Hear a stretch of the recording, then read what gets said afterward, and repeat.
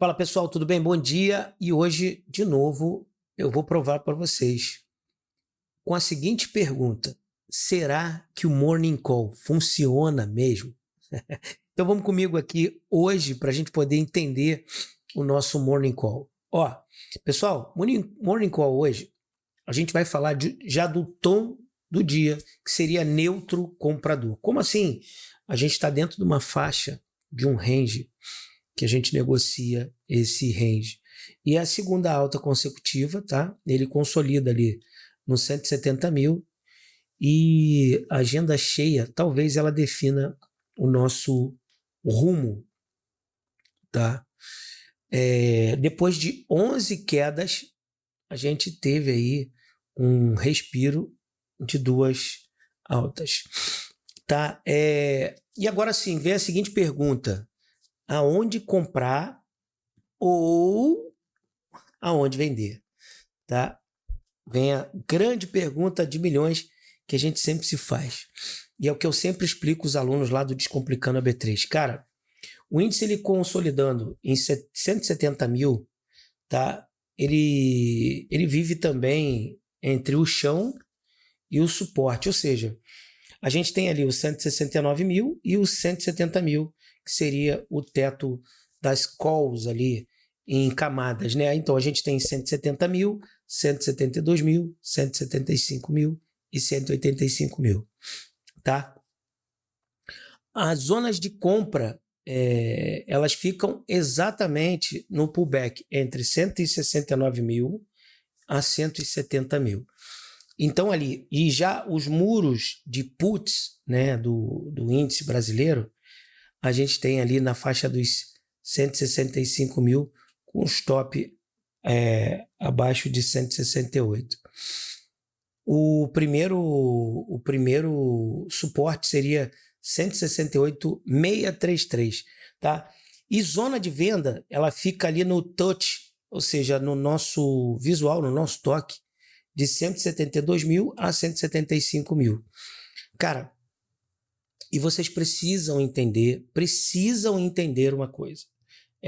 Cara, todo mundo fala que operar é muito difícil, mas quando você adquire uma certa maturidade no mercado financeiro, eu falo para vocês que não é difícil operar. Por quê? Porque você tem indicadores, você tem base de dados, e você só precisa ver isso lá, ou melhor, aqui no teu gráfico. Então, pessoal, muita calma nessa hora. Vocês vejam que o touch de venda, né, aonde o tom é agressivo para venda, é justamente ali nos 172 mil e um espaço de 3 mil pontos para 175 mil. Tá? E o primeiro muro de calls aí, a gente tem no 172 mil. A gente tem uma galera pendurada ali a 151k, ou seja, 151 mil ordens de venda ali para o primeiro muro de 172k. E essa parede, a parede pesada em 175 mil com OI também de 175k, subindo até 185k 715.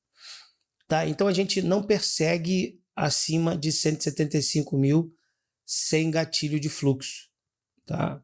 O mercado ele ainda não confirmou um rally de entrada de estrangeiro. Então vamos lá. Quando eu sempre falo lá dentro do Descomplicando a B3, do nosso grupo Pro, cara, presta atenção nos sinais. Quais seriam esses sinais? Por isso que a gente usa algumas ferramentas para que a gente olhe o fluxo comprador, ou o fluxo vendedor, ou um fluxo lateral. Tá? A gente precisa do capital voltando para o Brasil para que a gente possa oscilar com força e pegar bons movimentos, uma nova tendência, e aí nós vamos desalavancando aos poucos. Tá? O viés, né, é de compra, o viés é de compra, né? Mas se perder o 168,633, aí valida totalmente o cenário e reabre o plano vendedor. Tá, pessoal? Então a gente precisa ficar de olho nessas questões.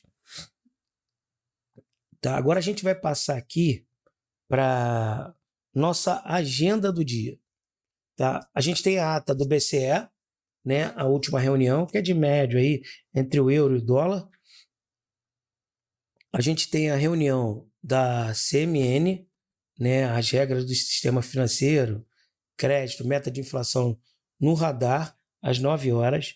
Então a gente vai de médio a alto. E isso vai impactar diretamente aonde? Direto nos juros, aonde a gente tem um famoso acordo contrário. Se o juros sobe, o índice desce. Se o índice desce, o juros sobe. Tá? Outra coisa importante também seria o Fed lá na Filadélfia. Seria a gente precificando ali também a atividade cambial entre o dólar. Então a gente tem hoje atividade de juros que podem impactar os juros no Brasil e atividades do Fed lá na Filadélfia que podem impactar diretamente a nossa taxa de câmbio. Tá? Então a gente precisa ficar ligado nisso aí. E agora o contexto do pré-mercado, como a gente viu aí, o tom é aquele Hawkins, né? Que seria um tom Hawkins cauteloso. Então o Fed ele mantém os juros em 3,75 ou 3,50, menos 3,75 pela quinta vez seguida.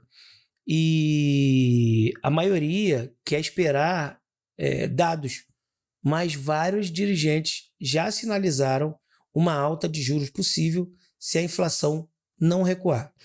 Então, entendam bem, a taxa de juros e a inflação, elas são uma compensação do outro, tá? Foi bem claro, né? Então, se a gente tem uma inflação muito alta, eu preciso maneirar nos juros, né? Eu preciso equilibrar, melhor dizendo, os juros aí. Tá?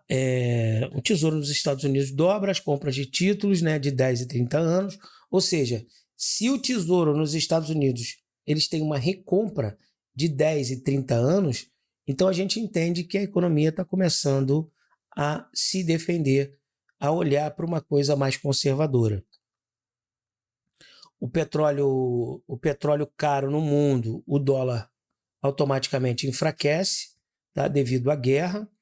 E o fluxo estrangeiro negativo, que tem uma ressalva de defasagem em agosto, que a gente acaba de ter aí a triste notícia que saíram 15,63 bi, recorde de janeiro, na semana do dia 11. Ou seja, foi o maior saque semanal desde 2008. Tá? Então a gente tem um rally sem fluxo, uma cautela na sustentação. E aí vem a grande pergunta, quando é que a gente vai sentir o impacto disso? Tá? É o que eu sempre explico para o aluno. Cara, é a última sessão que a gente vai tomar decisão, é o gráfico. Por quê? Quando ele alinha com o nosso relatório, aí sim a gente tem uma compra ou uma venda positivada dentro do nosso operacional. Tá? E assim, eu gosto de passar também os níveis operacionais, que a gente vai lá, o ponto central, que seria 171, 0,82, né? A gente fica ali no meio, e para cima a gente tem 173, 483, 173, 500, 175 e 900 e 173 e 300, e 178 e 300, tá? E os níveis de suporte seriam 168, os 600 ali, 166 e 163. Vejam que pelo cálculo matemático, a gente fica muito separado, muito distante, na verdade. Tá? Então vamos lá, olha só. As regiões, eu vou passar aqui para vocês só algumas regiões do painel executivo. O que seria esse painel executivo? Aonde eu tenho pessoas, players, posicionado para defesa de uma certa região se o índice perder aquele preço. Então, assim, a compra no suporte, ele seria ali acima dos 170 e os 169 mil, que a gente identifica como um chão ali operacional. E a venda na resistência, pessoal, a gente também entende ali que seria na faixa dos 172 a 175 mil, que a gente viu aí o mercado esticando a 173.500, tá? Na média ali do 530, para ser mais exato. Tá? E a gente tem algumas expansões aí, também uns muros que eu calculei aqui para que a gente possa fazer o cruzamento de dados aí bem tranquilo. Tá? Então, ó, o plano do dia, né, a nossa humilde análise do plano do dia seria um CMN neutro, né, um Fed fraco, e o dólar cai e o índice continua comprador ali acima de 171,082 com alvo no 173.483 ali beirando a casa de 173.530, tá? E a venda seria abaixo de 172 e 175. A gente não persegue acima de 175, tá? E o cenário B seria um Fed time, o dólar sobe, os juros pioram e a gente tem aí um quadro vendedor, continua com o nosso quadro vendedor aí na perda de 171,082. Então a gente precisa ver muito bem quando o mercado abrir nessas regiões, tá? Então cuidado, pessoal. O CMN 9 horas, a sinalização sobre a meta de inflação e crédito, ele vai mexer direto com os nossos juros futuros. E por tabela, o nosso índice. Né? A decisão direcional, preferencialmente, seria depois das 11, para a gente poder ver o mercado se acalmando ali e a gente poder entender alguma regra daquilo que a gente trouxe aqui, tá?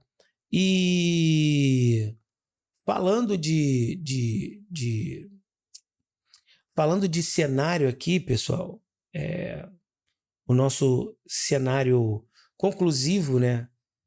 Assim, o índice confirmou a segunda alta e consolidou acima dos 170, mas vive entre dois muros ali, tá? Seria o chão de suporte de 169 a 170 e o teto de calls ali em camada de 172 a 185, um nível muito maior, tá? E o que mudou, né? O que mudou ali? A gente tem ali uma variação de 0,82, que a gente vai até 181,035, até o motor seria o Tesouro nos Estados Unidos e recompor ali entre 10 e 30 anos, e o petróleo fica caro e a gente tem um rebote técnico, tá? O que segura esse rally que seria essa ata do FONC, que a gente teve ontem a divulgação, então a gente manteve o IPCA a 5,2 e a Selic a 13,75. E aonde a gente deve jogar aí o nosso, ou melhor, fazer uma tomada de mercado, seria no 169 a 170 na compra, tá? 169 ali, 170 a compra, a gente faz ali olhando um fluxo comprador, tá? E seria a venda onde? No 172, a invalidação de 168, tá? A gente cai totalmente sobre esse suporte.